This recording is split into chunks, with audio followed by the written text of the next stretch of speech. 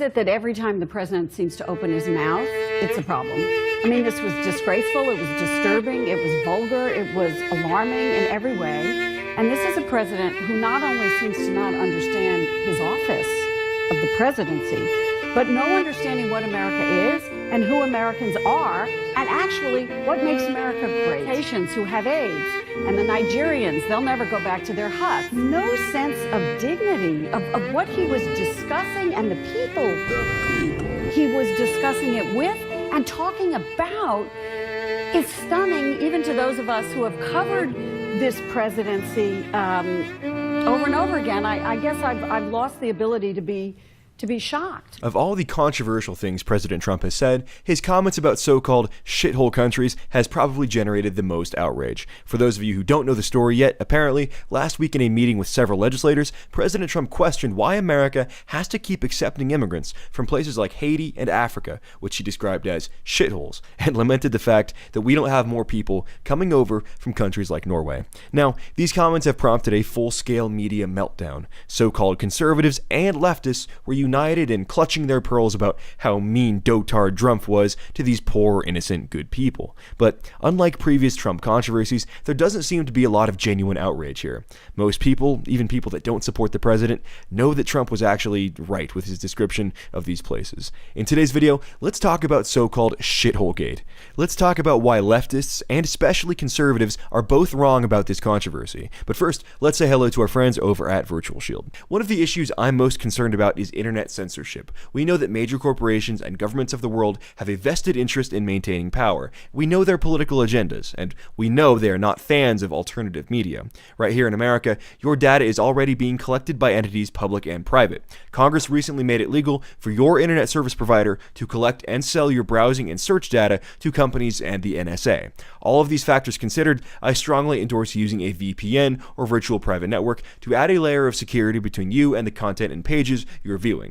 VPN technology effectively shields yourself from the parties trying to track what you do online. Companies, ISPs, and most government entities. I wouldn't endorse a product that I didn't trust, and that's why I recommend Virtual Shield's VPN service. Virtual Shield offers a VPN service that runs natively on every platform, whether it's Windows, Apple, Android, or iOS, and it protects and shields all traffic in and out of your device. Right now, you can get Virtual Shield's protection for 20% off regular pricing using my last name as the promo code. Your VPN protection on all of your devices comes out to around $1.50 a week. It's a great deal, and they're the company that I trust. Go to virtualshield.com/allsup today for 20% off. Go do it now. Alright, to begin, let's decide what metrics are important when deciding whether a country is or is not a shithole. See, I'm no expert anthropologist, but I'd have to say that some indicators of a shithole country would be things like GDP per person, rate of violent crime, infant mortality, and lifespan for short.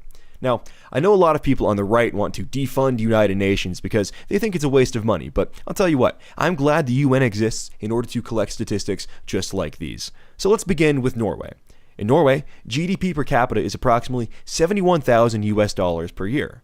The murder rate in Norway is 0.56 murders for every 100,000 people. There were only 29 murders in the whole country in 2014. And for every 1,000 live births in Norway, only 2 infants die before reaching the age of 1. Life expectancy in Norway is 82 years old. Now, let's look at Haiti. According to the World Bank, Haiti's GDP per capita is $739. $739 compared to Norway's 71,000.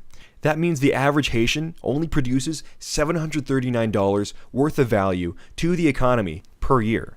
Now, Haiti's criminal justice system isn't exactly the world's most thorough. As a result, it's hard to know exactly how many murders take place every year. However, the most recent survey found a rate of 60.9 homicides for every 100,000 residents. 60.9 homicides for every 100,000, compared to Norway's 0.56 murders for every 100,000. Infant mortality in 2010 was 70 children out of every 1,000. 70 compared to Norway's 2. Life expectancy in Haiti is 62 years old, 20 full years shorter than life expectancy in Norway. And here are some more fun facts about this great, wonderful, vibrant nation known as Haiti. According to the United Nations, 2,000 children a year are trafficked to the Dominican Republic. Only 2% of children finish secondary school. 1,000 children work as spies or soldiers for armed gangs in Port-au-Prince, and 19,000 children are living with HIV or AIDS. And AIDS affects approximately 6% of all people aged 15 to 49. Oh, and by the way, diarrhea is the most common cause of death in Haiti. The country is literally a shithole, or perhaps more appropriately, a shit street, considering that only 26% of the population has access to sanitation systems, and there are 0 wastewater treatment plants in the entire country. The other country Trump allegedly described, El Salvador, is literally the most violent country in the world. So yeah, calling these places what he did isn't exactly a stretch. Now, the left have seized on Trump's comments, and as you could probably guess, they're pulling out the usual lines: racist, xenophobic, etc. The media is simply incredulous that President Trump would describe these countries for what they are. See, in the West, we are supposed to believe that everybody from these garbage dump countries are actually just the same as you and I. They're equally as intelligent, they're equally as capable, they're equally as moral and good people, and they would have no problem assimilating to Western society if us evil, racist white people would just let them in.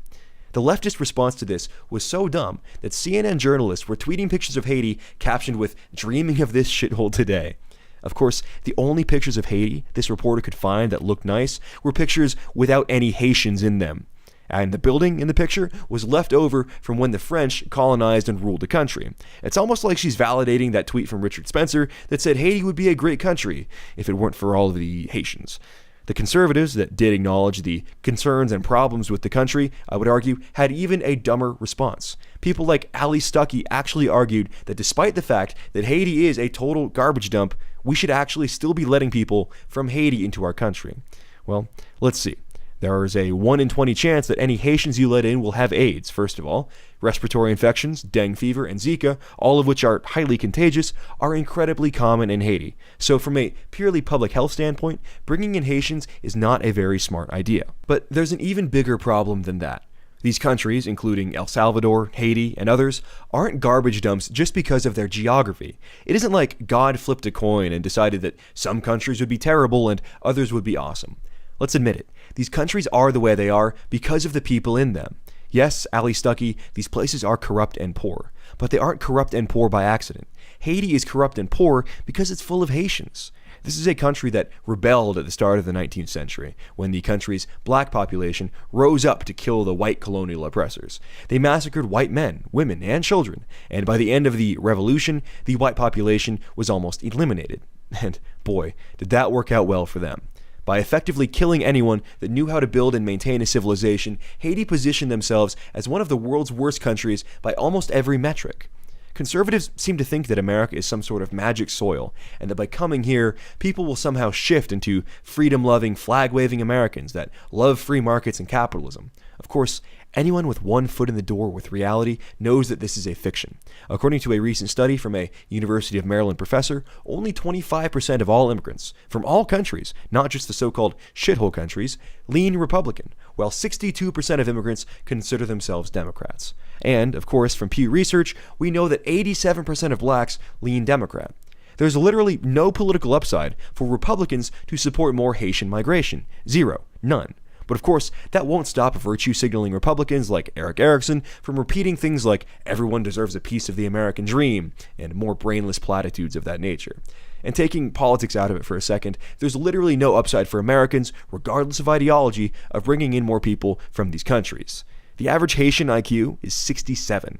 Just for comparison, social scientists tend to agree that anyone with an IQ below 70 is qualified as having mental retardation. Mathematically speaking, over 50% of the Haitian population is mentally retarded, with over 99% of the Haitian population having an IQ less than the average American.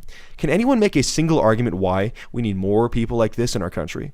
With automation happening in almost every industry, we simply don't need more low IQ immigrants coming into our country, and we definitely don't need immigrants from countries that can't even keep track of their own murder rate or build a single sewer plant. What Trump said might have been mean, it might have been aggressive, but it was entirely accurate.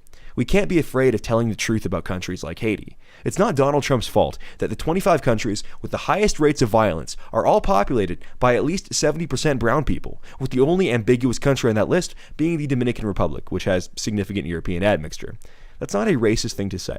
It's simply the truth. Don't believe me? You can look at the demographics yourself. I know that Trump denies making the comments, but I hope he's lying about his denial. For too long, we have pretended that every non-Western country in the world is full of latent geniuses and rocket scientists, and if we'd only let all of them into our country en masse, then we would truly be able to find success as a nation. Not quite. In fact, it's the other way around. We were much better off as a nation before we started playing around with all of this diversity stuff. And we'll be better off when we can once again cut the flow of people from shithole countries into the United States. Like Mr. Leahy says, when you plant shit seeds, you get shit weeds. Shit weeds, right, Randy?